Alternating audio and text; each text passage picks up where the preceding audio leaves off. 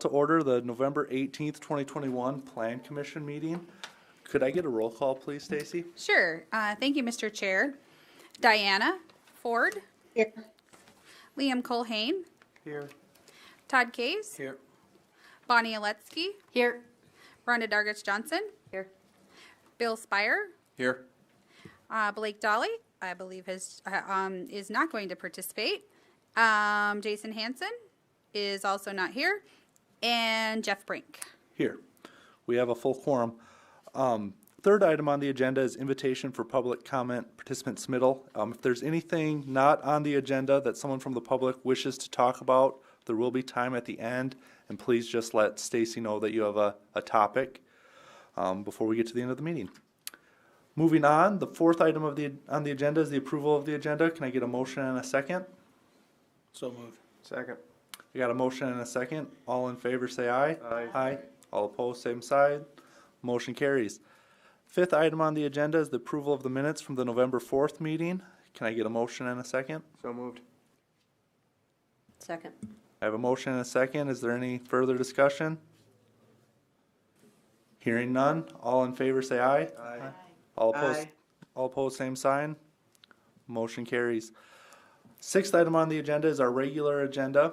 6A is commission consideration of resolution 2021-51 approving a vacation on 3rd Street Northeast. Stacy, will you take over, please? Yes, thank you, Mr. Chair. Pull up some graphics here as we talk. So this is the actual exhibit map that you can see 3rd Street here. Alley would be retained and down to East Kemp here. And we do have an aerial portion as well. So with that, the City of Watertown does adjoin the abutting properties on each side of the said portion of 3rd Street Northeast that has petitioned to be vacated. The portion of 3rd Street is an 80-foot right-of-way. Proposed to be vacated is located north of Kemp Avenue Northeast and extends to the mid-block alley south of 1st Avenue Northeast. We do feel the DRT, I guess, did review this, our design review team, and we still feel that there will be appropriate access in this particular area, as the alley will remain a through right-of-way connecting 2nd and 4th Street Northeast. The portion of 3rd Street separates two pieces of city-owned property, which we can see right in here.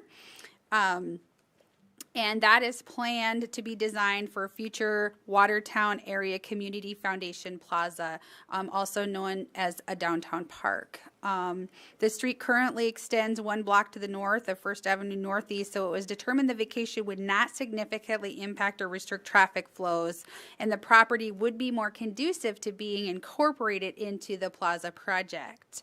There are currently some utilities within that area, and we would want to see that a utility easement retained with this vacation should it be approved.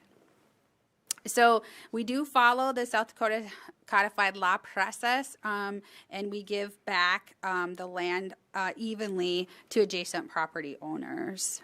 So again, design review team does recommend approval of this, and it did meet the test in terms of the access not being restricted.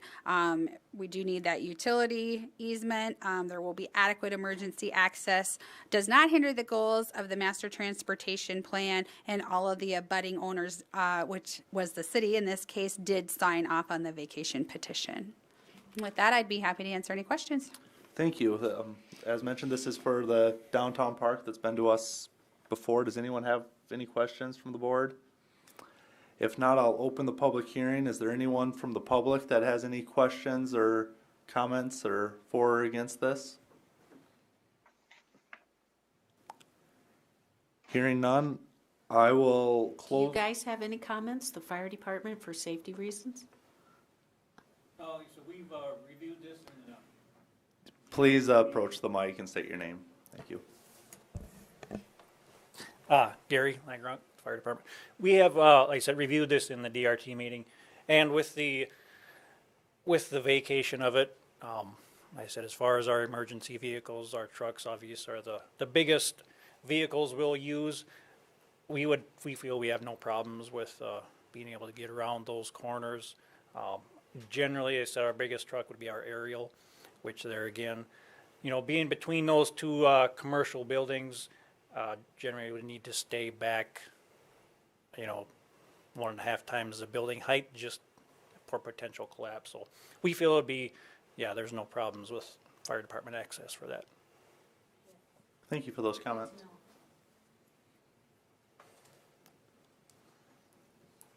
Seeing no other comments, I will close the public hearing and ask for a motion in a second. I'll move to approve resolution number 2021-52. Excuse me, 21-51. I'll second that motion. Jumping ahead a little bit. I have a motion and a second. Any further discussion? Seeing none, all in favor say aye. Aye. All opposed, Aye. same sign. Motion carries. 6B on the agenda is commission consideration of resolution 2021-52 approving a vacation at 15th Street and 17th Street Southeast. Stacy, will you take over, please? Sure. Thank you, Mr. Chair. I'll get to the graphic quickly.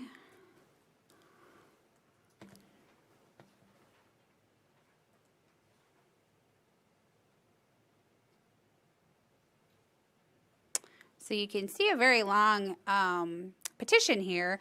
There were several property owners that needed to sign this, so we do have a complete petition with all of the adjacent property owners that have signed. Here's the actual exhibit map. As you can see, this abuts several different properties. And then here's the aerial map here. And this is the alley in question that we're talking about.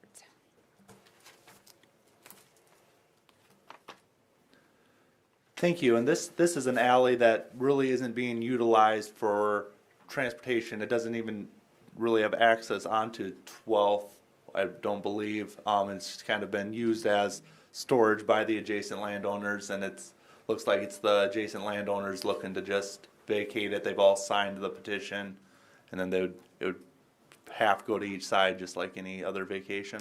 That is correct, Mr. Chair. We would like to retain a utility easement over the portion of the alley proposed to be vacated to cover those existing utilities. Again, if this were to be vacated, the alley would be split evenly, and the design review team has looked at this and no concerns have been expressed. We don't feel access is restricted by this, and it's an unimproved alley, as you mentioned, and it is not has not been in use. So, Thank you. Is there any other questions from staff? Seeing none, I will open the public hearing. If there's anyone to speak in favor or against this item, please feel free to do so. Also seeing none, I will close the public hearing and ask for a motion and a second for discussion. So moved. Second. I have a motion and a second. Is there any further discussion from the board? Seeing none, all in favor say aye. Aye. All opposed, Aye. same side. Motion carries. Moving on in the agenda, 6C is commission consideration of resolution 2021-53, the concept plan of Willow Creek Village 5th edition. Stacy, will you take over, please? yes, thank you, Mr. Chair. So we did have a little bit of a change with this one from the original packet. So I'll point that out as we are moving through here. So this is a concept plan. The owner is Donald L. Endress, president of Willow Creek Village, and this would be a concept plan for Willow Creek Village 5th edition. The proposed development is south of Willow Creek Drive and east of 22nd Street East, which I'll pull up a graphic here. This is the existing concept plan. As you can see, 22nd here, Willow Creek Drive here, and the creek and the park area here as proposed. The area is already annexed and zoned as R3 multifamily residential development, and it is within the Gateway Overlay District. It's about 9.2 acres, which is proposed to be proposed to include R1 single family and R2 single family, and a rezone will be required to be memorialized if this plan is approved. So we'll need to see that rezoning come forward. The concept plan does have a few inadequacies according to our regulations. So I'll just point those out quick, and this is where some of that has changed, and it has been updated online. So the naming of Willow Ridge Road does need to be revised to be a court, and the street name needs to be acceptable for emergency service response. So that's something we have talked with the applicant about, and they are in the audience this evening, and we can continue to work with them on that at the time of preliminary plan. The second point, the street should meet the engineering design standards for a local street, being the 39 foot 4 inches to allow for parking on both sides, which is consistent for residential developments. That we would be looking for at the time of prelim plan. And then this other condition is the one that has been modified, and it's eliminate the cul-de-sac or include an area reserved for sufficient snow storage. So we've kind of talked about this a little bit before about the extra expense of hauling snow off, and that's why we have looked and have done this in other areas of town, to have areas that are designated specifically for snow storage areas. That would need to be approved by the city engineer. The dedicated park area for the development located to the east of the concept plan area could be utilized.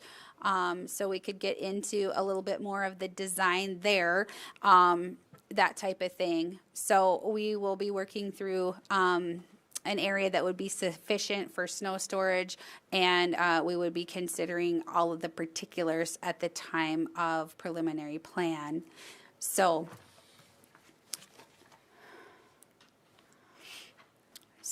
with that, we are recommending approval. I believe Parks Board has already approved this.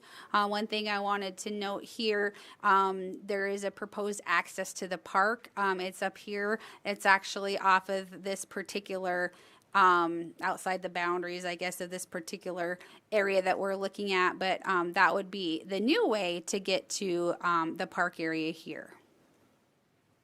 Thank you. Yeah, because when we approved the fourth addition, there was an easement that went all the way through where Willow Creek Court now kind of curves.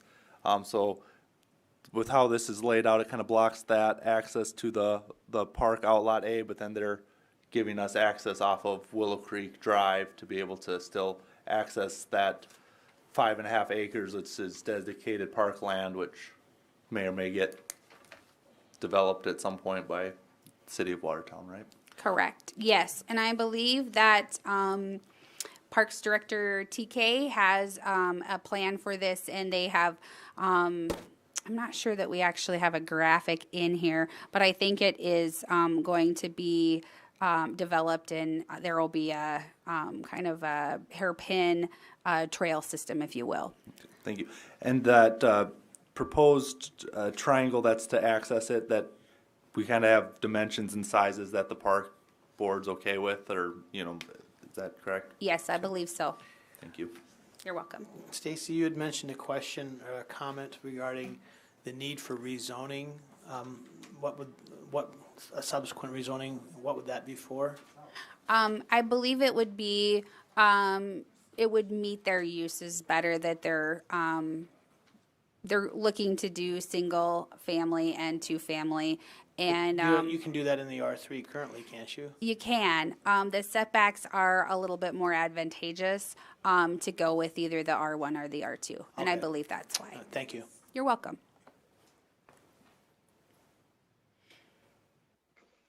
This is Another Ford. So that, I'm sorry. Go ahead, Diana.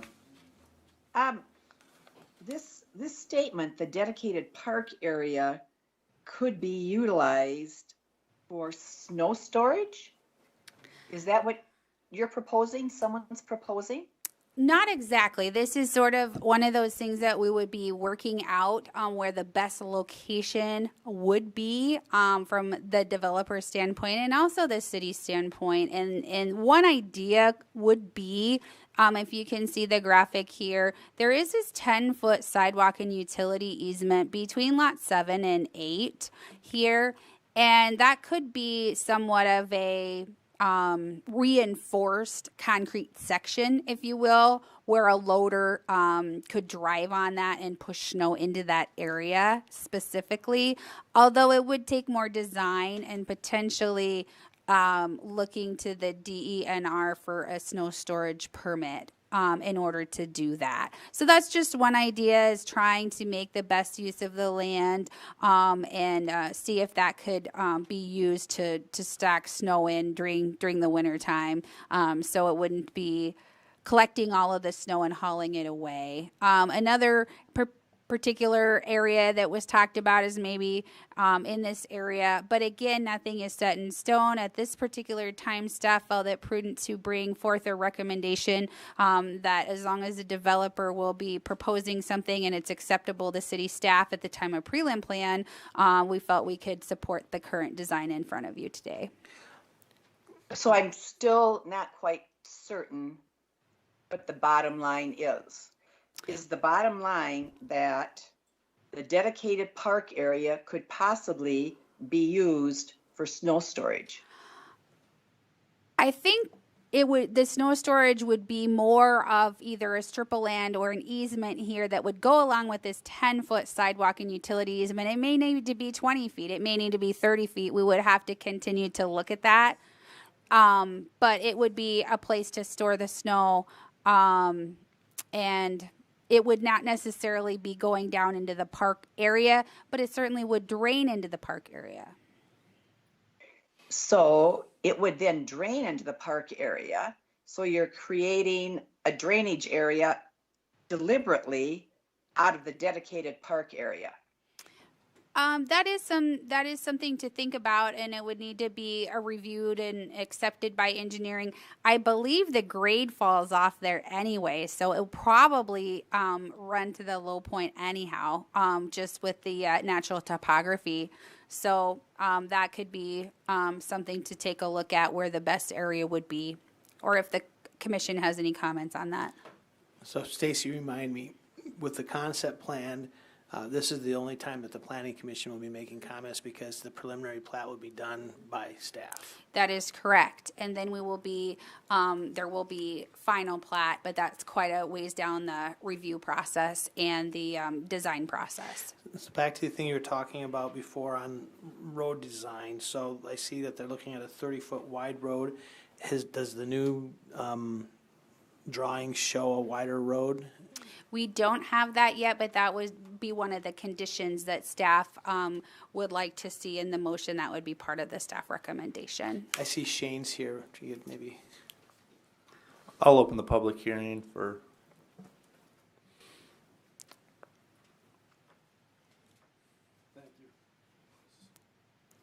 Thank you. Shane Waterman, IMEG.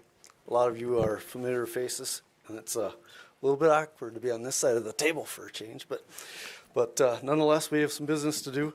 A couple of those comments, I do want to point out, I do take exception to the language that's used that we didn't follow the design standards, because we've reviewed your design standards, and clearly table 8.1 does allow cul-de-sacs, and it does allow a single-sided parking street.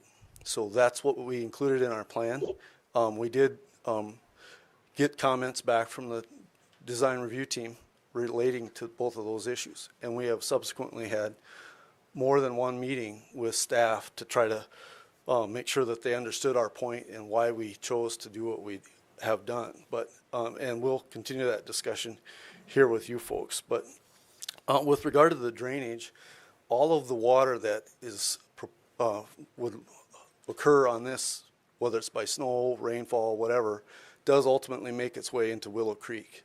It's just whether it doesn't make it into the Willow Creek where the snow storage place would be proposed, or does it run through the storm sewer and then wrap around to the north and come back out into Willow Creek. So that we aren't adding any new water or new drainage into the Willow Creek drainage basin.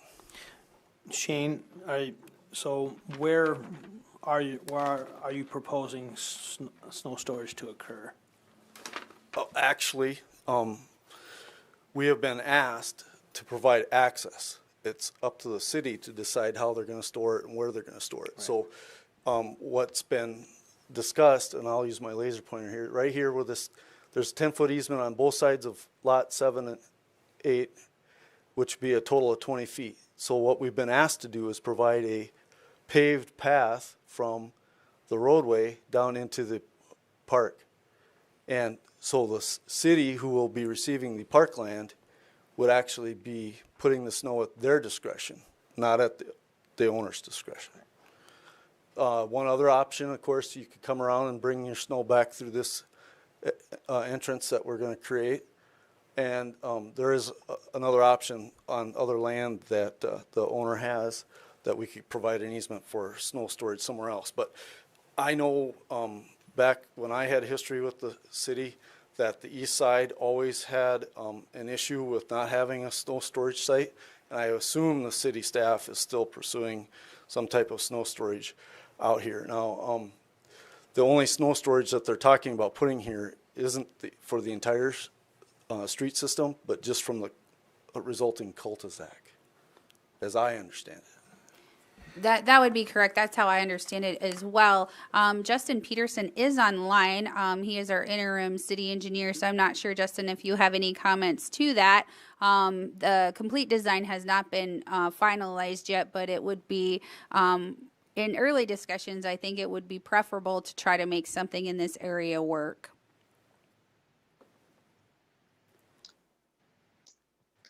Yeah, this is Justin Peterson, Assistant City Engineer.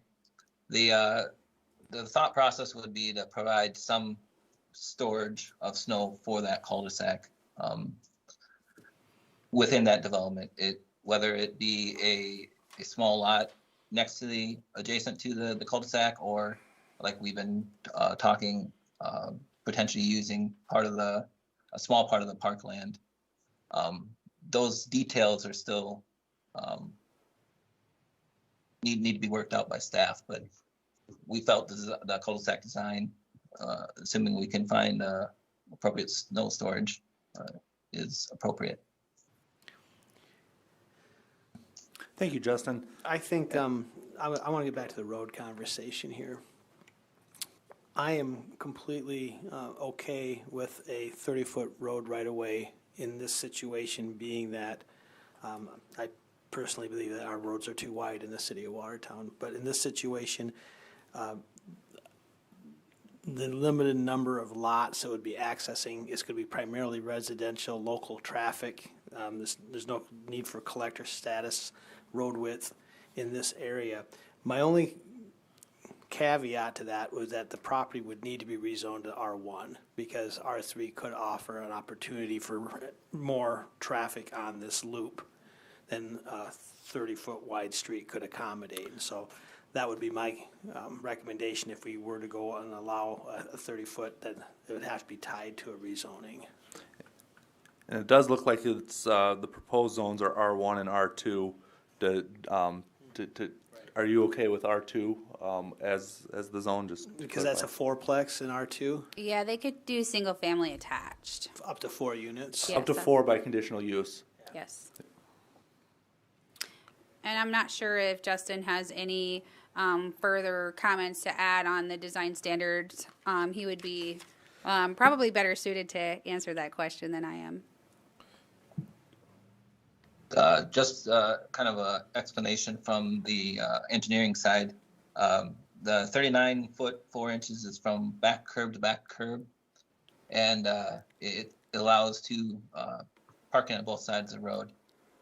If you would look at Kemp Place east, just not too far from that location, there is that is a 30-foot wide road, and that is parking on one side of the street, and we get fairly frequent calls wanting to be able to park on both sides of the road and not being able to because the road width is not wide enough.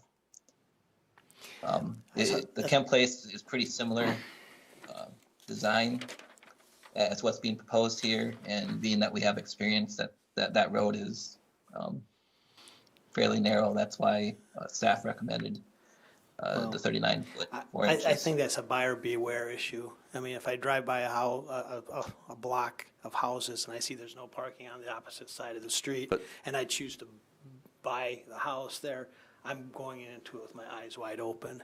30-foot wide street here is going to reduce some water runoff coefficient coming off that property. The long-term maintenance costs are going to be reduced because it's a narrower street. I think there are some benefits to narrower streets in certain areas of the community. It slows down traffic, too. Are you guys? This is Ford. Go ahead, Diana. I certainly see Todd's point about buyer beware, but I also, I can see Justin's point. I guess I fall more on Justin's side that when you have a history of building something that is not meeting the needs of the people who then live there, it seems as if we should take that as an indication not to repeat that, buyer beware or not. Those people have explained in their complaints or their requests that that's not a sufficient parking situation for their neighborhood. So I think we need to be aware of the people who are living there and the actual thing they're experiencing. So I guess I would be more in favor of the 39-foot road width for that reason. History is the best way to move forward. Unless it's bad history.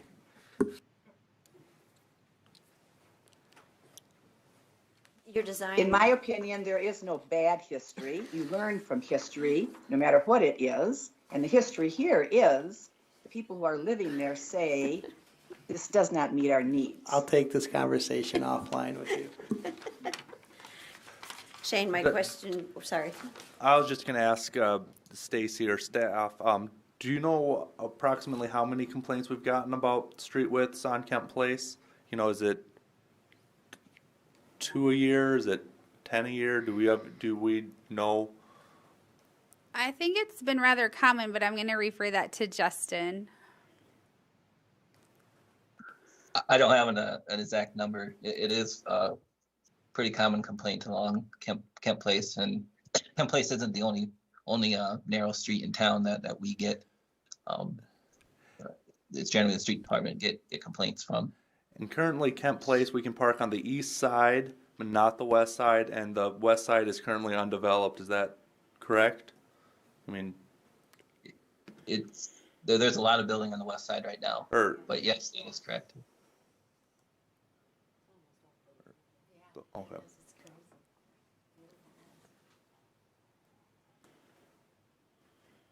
Mr. Chair, if I may. Shane, are you thinking mostly twin homes there or just in the middle circle? I see you have kind of, well, you have them everywhere. But, I mean, are you thinking it'll be more twin homes?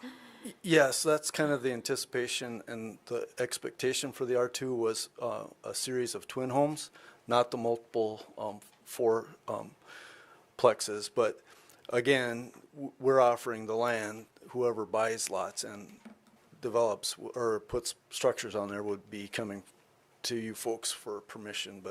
But that was the idea in the sizing the lots, and the layout was to accommodate twin homes or double condominiums.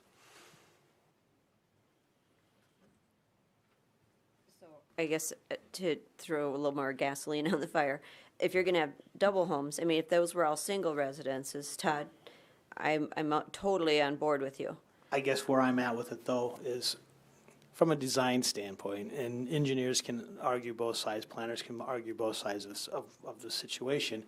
You're talking, even at twin home density on those lots there and singles on the other, you're talking roughly 27 units, 10 trips a day, 270 cars a day on that stretch of road, where the only people that are going to be going there are going to be local traffic. There's no way that I will ever drive that stretch of road in probably my lifetime on any sort of regular basis.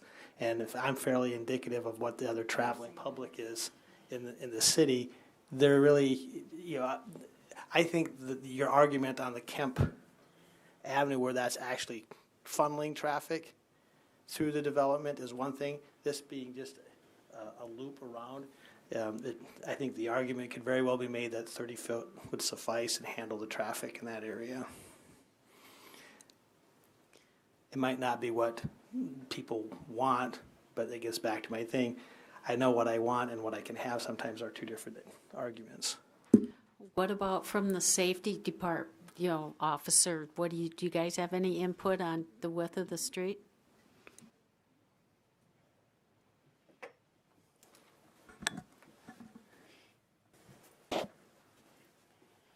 As far as with the fire department, obviously we are always in favor of wider roads.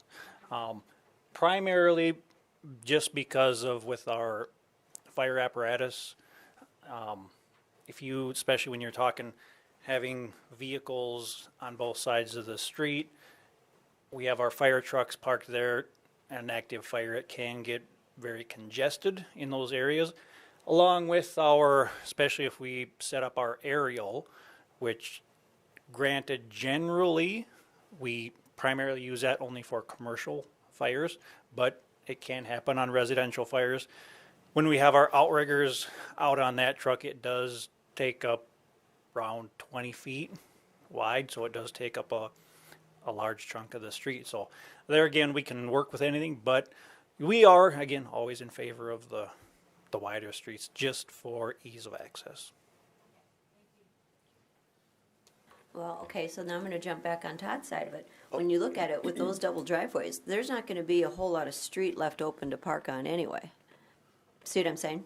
I mean, if you got double driveways in there, you can't block a driveway, so, well, I'm just saying, say they're all duplexes there, so Todd's right, there'd be no reason to worry about parking on the street, because it'll all be consumed with driveway. The only people parking on the street is your company. I mean, it's most neighborhoods. You got to have enough parking for you to accommodate your housing right now. And so the only people that have to park, and my God, if you have to walk half a block. I mean, predominantly, if you've ever been to Chicago, you ever been to Minneapolis, you ever been to Aberdeen, I mean, we are an anomaly. Watertown is an anomaly, and I'm going to use this as a soapbox for 30 years. We preach the idea of having narrower streets when it serves the purpose of creating a better neighborhood, closeness, proximity to each other. There's, as I said, the long-term costs that come to the city with having wider streets. We are a community that's had to deal with flooding and runoff issues for many, many years. The more impervious surface you create, the faster the runoff is going to be, the bigger ponds I'm going to have. I'm not an engineer, but those are the simple slide rules that I can apply. And so in this situation, no, a 30-foot wide street isn't what you want to see on 14th Avenue or 10th Avenue, but in this location, I don't see it to be an issue. And I won't argue with anybody anymore about it. Mr. Chair, I do have a comment. I don't intend to be argumentative with the fire department or the safety staff because they know their business way better than I do. I just know geometry, and I will explain this in simple terms. If we have a 39-foot wide street with parking on both sides, that's going to occupy 8 feet on each side of the road. The 30-foot wide street is only 6 feet narrower than the 39 feet road, and you're only going to have one 8-foot occupancy. So the net space to be used by safety equipment is a positive, not a negative. I don't want to derail the conversation anymore, but I'm reading the resolution as drafted, and it says the cul-de-sac be eliminated or reconfigured. Are we okay with the cul-de-sac, or we're not okay with the cul-de-sac? I believe that just did not get updated with the conversations. Originally, the cul-de-sac design was not preferable for staff, but so long as, and we would make that correction, so long as the street be renamed and it be designed to meet engineering design standards for the local residential street, allowing parking on both sides, and that the cul-de-sac be allowed as long as snow storage is reserved and approved by the city engineer. Those are the three sort of staff recommendations within the recommendation for approval. So And Plan Commission is, certainly has the purview to discuss those, keep some, eliminate some. So that is under your purview. Okay, I just wanted to make sure. I just was reading the actual resolution. Yes. Thank you, Mr. Colhane. That definitely just did not get updated with some of the recent conversations that we've been having with the developer and the design review team. One last question, Shane. The city ponds that show in the center and then in the southwest corner there, will they actually be bermed or just kind of a slope? Or is that just runoff for rain? I mean, obviously, and snow melt? Or is that something else? I think, we're on sheet 3. I think those arrows are saying that water is going to those city ponds. I might be mistaken, but Correct. the ponds that are north of this development, across the road on the other side of Willow Creek. There, Shane can see, in the center, see, in the orangish print, is that where it Okay. says city ponds, is that? No, okay, so this is a pond that Yeah, Willow that's there, Creek yeah. developed before. So all the water down in this corner will go this way. Oh, I see what you're saying. Okay. This water that stays east of this line right here will continue to go directly to the Willow Creek like it always has. And then the rest of this area right here runs to the west and then will be collected in the storm sewer system along 22nd Avenue, which goes up to the ponds that are north of Willow Creek Drive. So there's multiple stages of water collection treatment that are in place here, some of it by nature, some of it man-made, but all of the water here will at least have some level of treatment before it leaves or enters Willow Creek.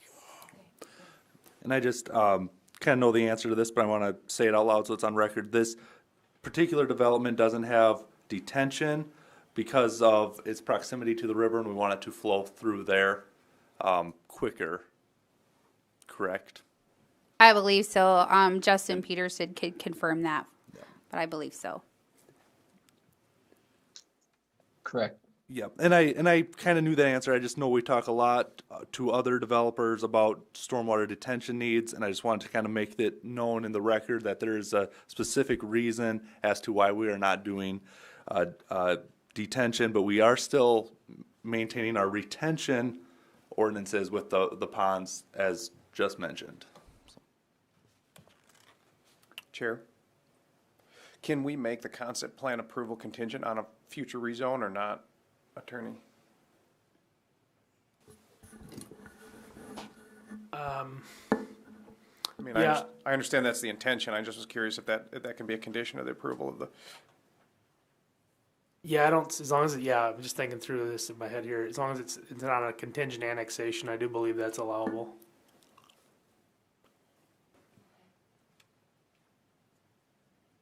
I have no further questions. We do have the public hearing open. Is there anyone else besides the applicant that wishes to speak in favor or against this item?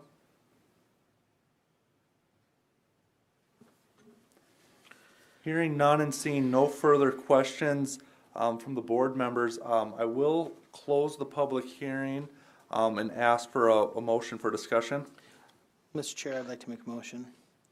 I'd like to approve Resolution 2021-53 with some subtle changes.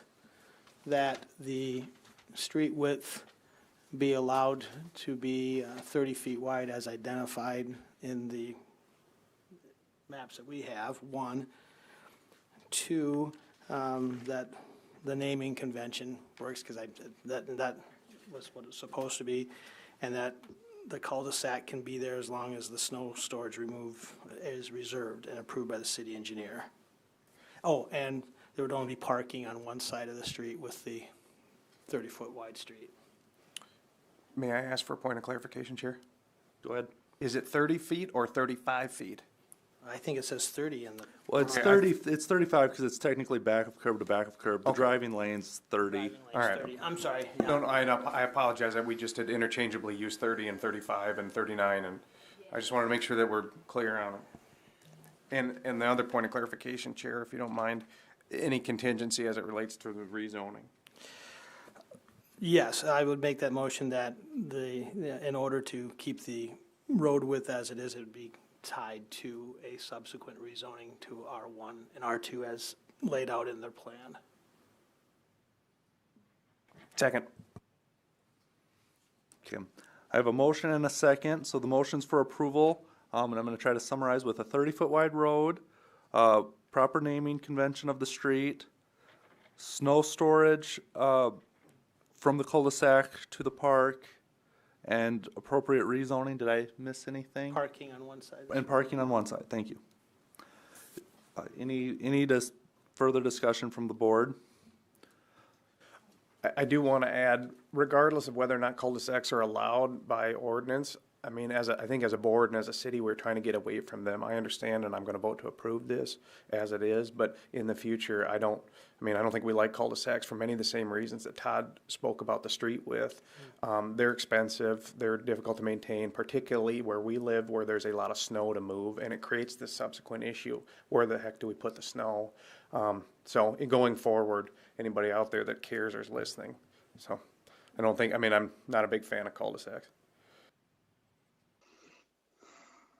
I do think it's appropriate that we have snow storage on site, and I am completely fine with it being in our 5.5 acres of park land for the amount of snow that'll get generated from a 65-foot radius cul-de-sac. And I tend to agree with Todd on the street widths as well.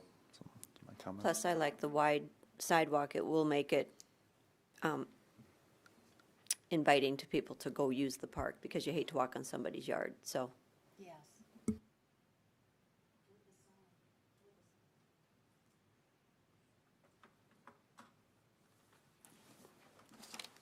Hearing no other comments, Stacy, could we do a roll call vote on this one, please? Yes, thank you, Mr. Chair. Aletsky, Yes. Ford, No. Culhane, Yes. Dargis Johnson, Yes. Spire, Yes. Kays, Yes. and Brink. Yes.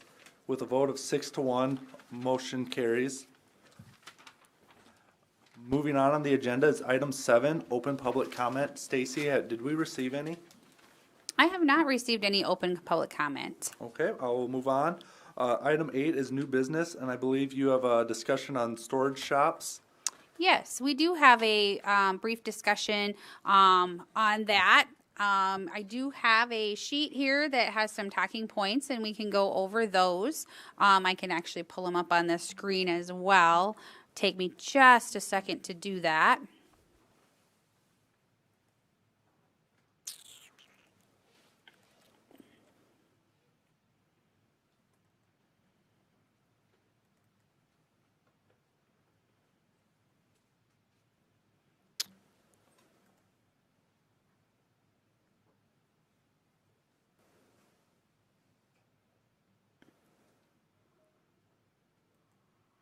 Okay, so this discussion was actually originated kind of by Brandy, and we have had a little bit of time now to use some of the changes that were made in the past.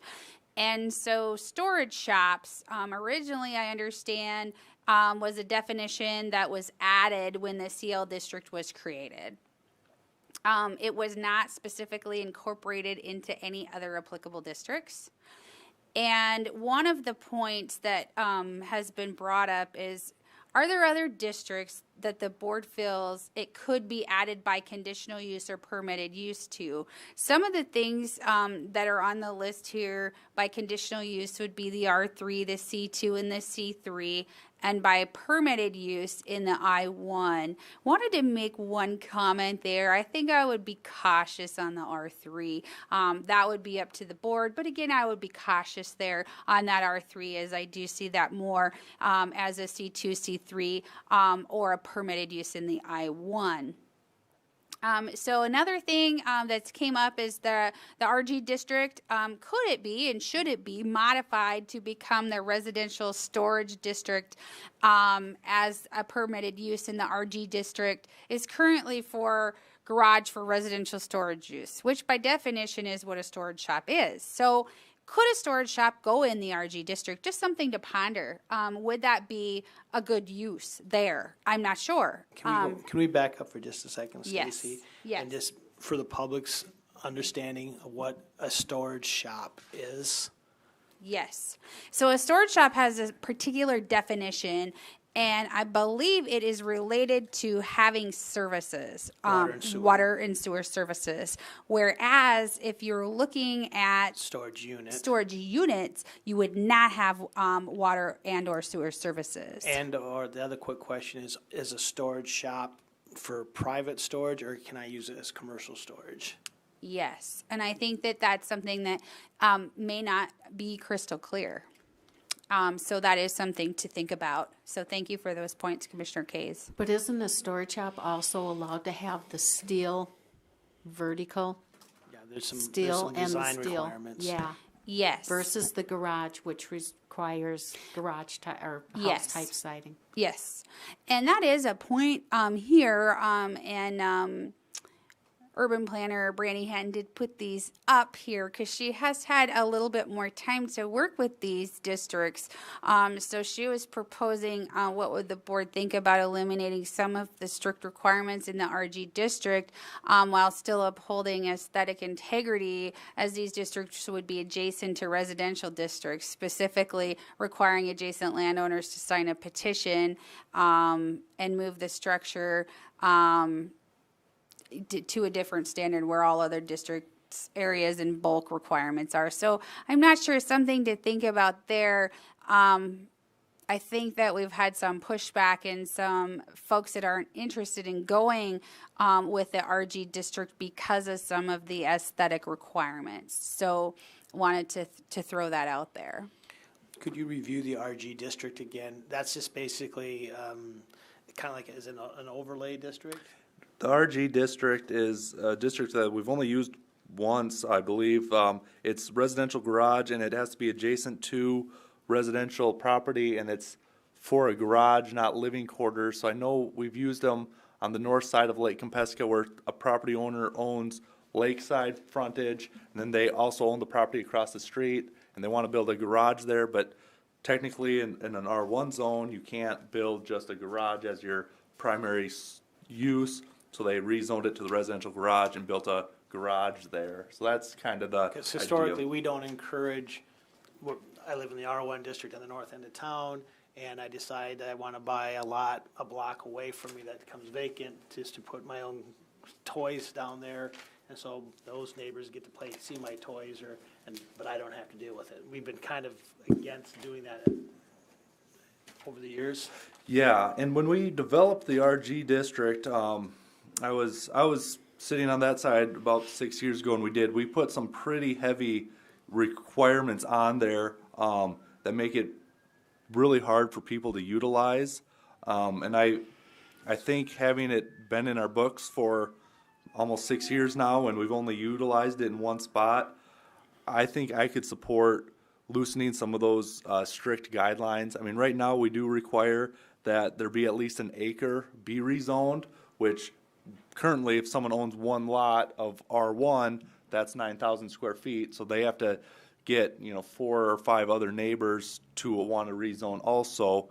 And then additionally to the 1 acre, we require they get a signed petition by 100% of the adjacent landowners within 250 feet of that district to sign off saying they're okay with it, which can be really hard. I know on the one that we approved, that was like 8 or 9 other people besides the 4 people that were rezoning. So there was about 13 different people that had to be in concurrence in order to allow the one person to build a I think garage. Personally, I think that is an onerous requirement, but I do think 100% of those immediately adjoining would probably would suffice. Again, I don't have a problem if somebody wants to rezone something to RG. I just don't want it RG next to me, because if they're living 3 blocks away and then they're going to buy the lot next to me. Now the argument could be, well, I have the opportunity to buy that lot to do that. But I think inherently this within our R1 zoning and the type of zoning that we use here in this community, I think I could see restricting some of those, relaxing some of those requirements under circumstances, but still providing, the general protection so that we don't have a lot of spot RG zonings in the middle of R1 and R2 and R3 zoning districts.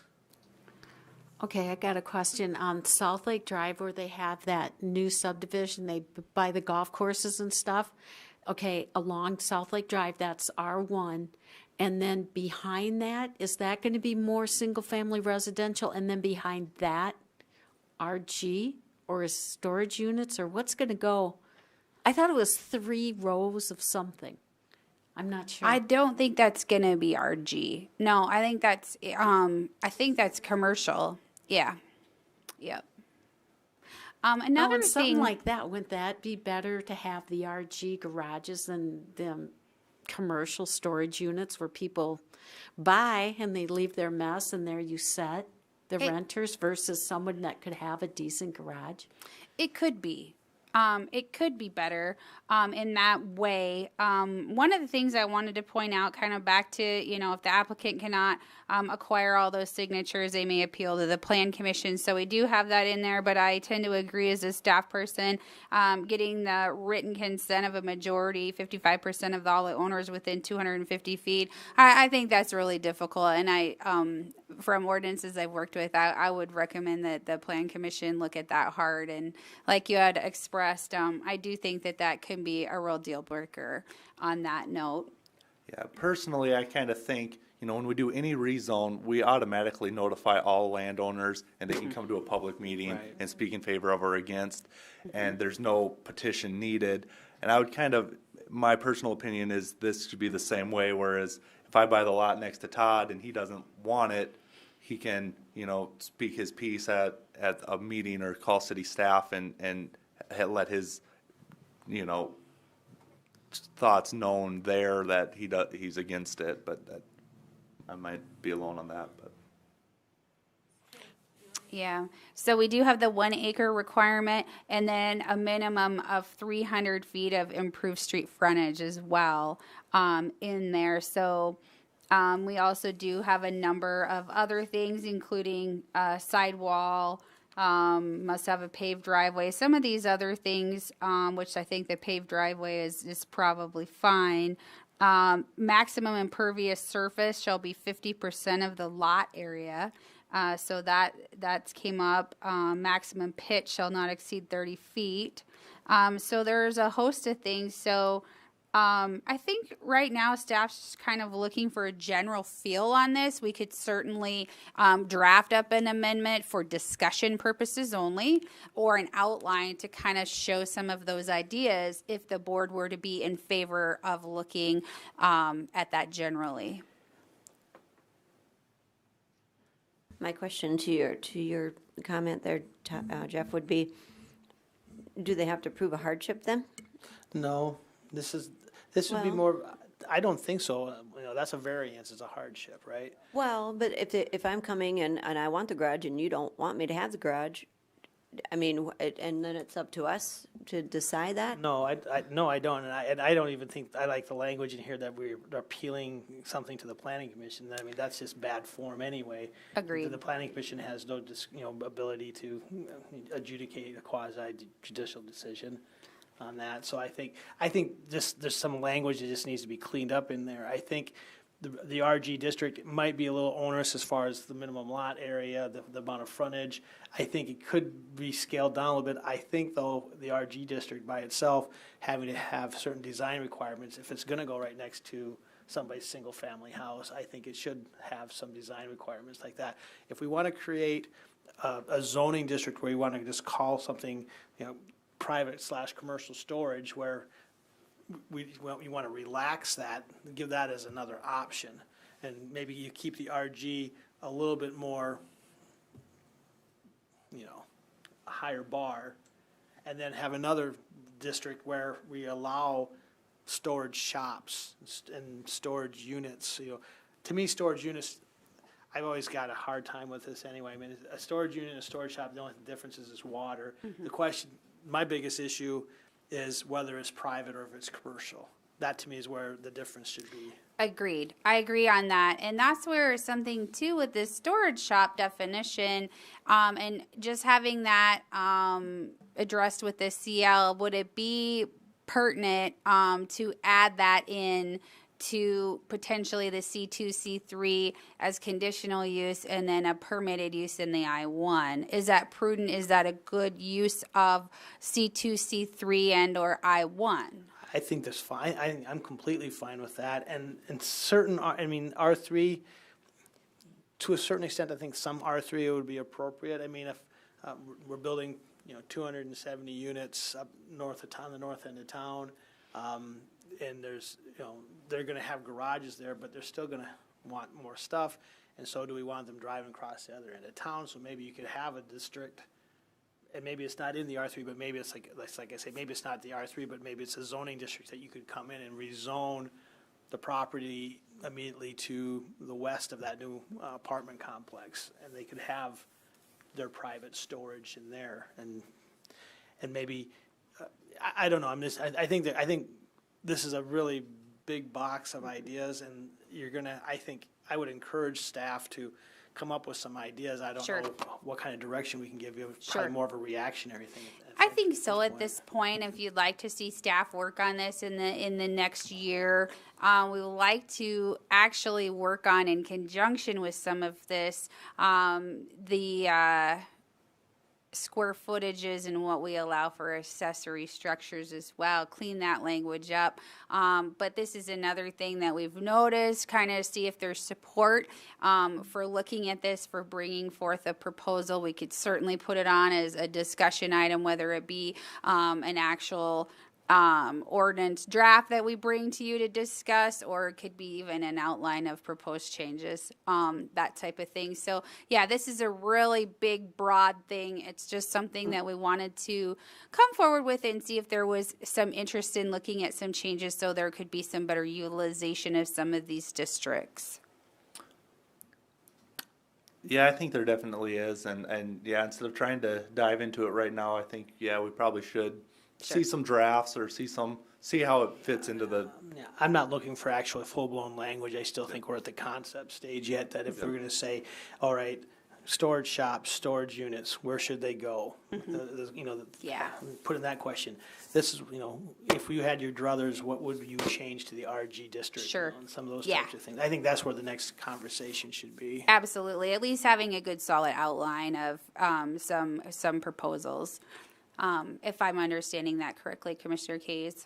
So that was the one thing, and I think that we have some general direction now on moving forward and kind of going with the next step as another discussion item. The other thing that has came up too is the CL Lake Commercial District.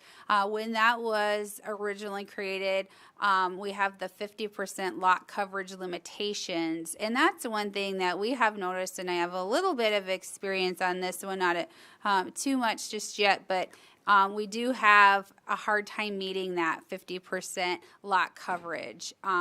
There's already the 15-foot transitional yard to have the grass and cannot be used for parking when the district is adjacent to residential districts. The side lot line is also, that side yard setback rather, is also 30 feet there. So something to think about. We are not seeing as much utilization maybe on that as we could be. Is the board interested in staff looking at drafting something up on this, or are you feeling that it's appropriate as written? I guess I have a question. Do we have, or has the city had people wanting to do the commercial lake district, but then decide to back out because they can't meet these requirements? Or, I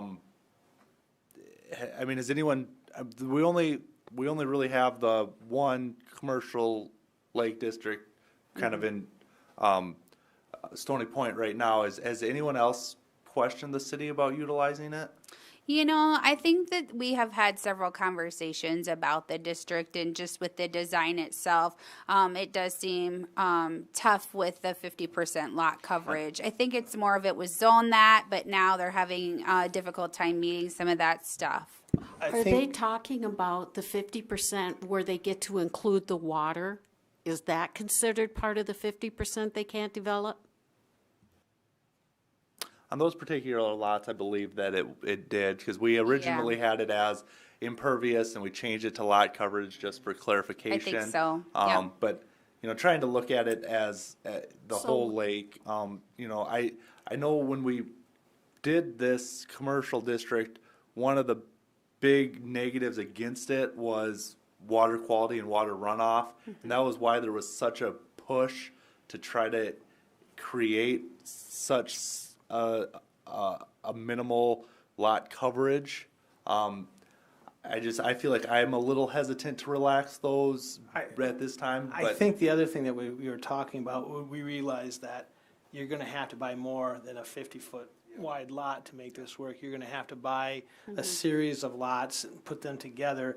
And I think realistically, you know, that 50% lot coverage, maybe what you could have a sliding scale based upon the lot that you're using, if you wanted to do something with that. I also think sometimes it'd be nice if we could visualize and maybe make a few drawings to show what the actual impact is, and maybe take a 50, 100, or 300, or 500 foot, you know, stretch along the lake, and just use a real world example and apply the setbacks to that and show what the buildable area would be. Okay. And that way, you know, picture's good, words bad, you know? Yeah, no, I agree with that, Commissioner Hayes. I do think that I do understand the need for that 50% from the water quality aspect. It does give the lake some natural room essentially to function. And to have some of that water filtered out, that type of thing. So I do understand that. I think on the development side, it's more of needing the space for the parking. How can we make this fit? That type of thing. So I see kind of the two sides there, but I also, you know, understand that we want to be cautious, and I think an example would be good to look at. The other thing is that we also have to maintain the quality of those ponds that were already protected at one time and now they're doubly protected.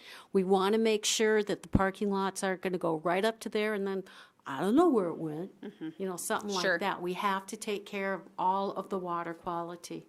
Yes, good point. And I think, you know, when we did this, I think our concern was more on, really on big lots. I mean, you had a 400-foot wide lot and they, you know, if their only green space is the 15 feet on both sides, then it, you know, it turns into a Walmart-like parking lot and building, and that was the last thing we wanted. You know, if it's a smaller lot, if it's only a 50-foot wide lot and it's got 15 feet on both sides, then it's, you know, but it's got 50% with just that, but yeah, you can't build anything. But when you get to a bigger and bigger and bigger lot, those setbacks are a smaller and smaller percentage. Yeah. And that's really, I think, my recollection is where we really wanted to clamp down is make sure that those type of things didn't happen right at the lake. Sure.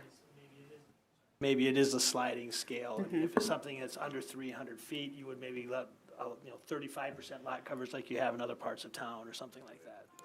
I like that idea where it would, it's making sure it's looking at things in terms of negative impacts and trying to mitigate them. So I do like exploring that, I guess, if the board felt that was something to look at. Looking at that where, you know, your larger parcels where you could get a lot of payment and some more intense commercial development, maybe keeping that, and then the smaller lots where you know you wouldn't be getting nearly as much, then maybe that would be something to look at in the design. If I was going to go and, you know, I got a 75-foot lot out there and I'm going to have some small commercial rental business that supports lake usage and you know, and I have to have all these other requirements, it's not going to happen because I can't, you know, I'm going to rent canoes or something.